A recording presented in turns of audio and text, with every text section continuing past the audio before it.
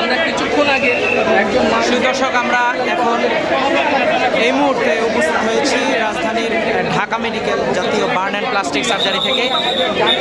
আপনারা জানেন আজকে যে সম্প্রতি উত্তরায় যে বিমান বিধ্বস্তের যে ঘটনাটা ঘটেছে সেখান থেকে কিন্তু আসলে প্রচুর রোগী, আহত রোগীরা কিন্তু ঢাকা মেডিকেলে এই বার্ন ইউনিটে আসছেন। আপনাদের দেখানোর চেষ্টা করছি।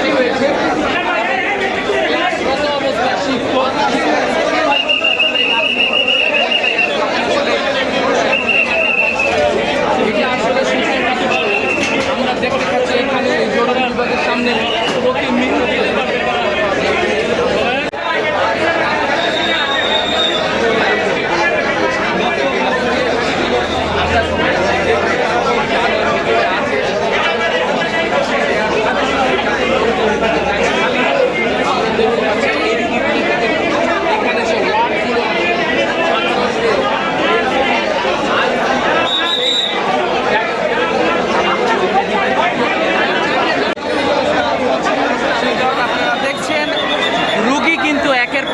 আহত রোগী যারা রয়েছেন তারা কিন্তু আসলে একের পর এক আসছে, একের পর অ্যাম্বুলেন্স আসছে, সাথে কিন্তু স্বজনদের আত্মচিৎকারে কিন্তু ঢাকা মেডিকেলের বার্ন ইউনিটের যে পরিবেশ সেটি কিন্তু ভারী হয়ে এসেছে।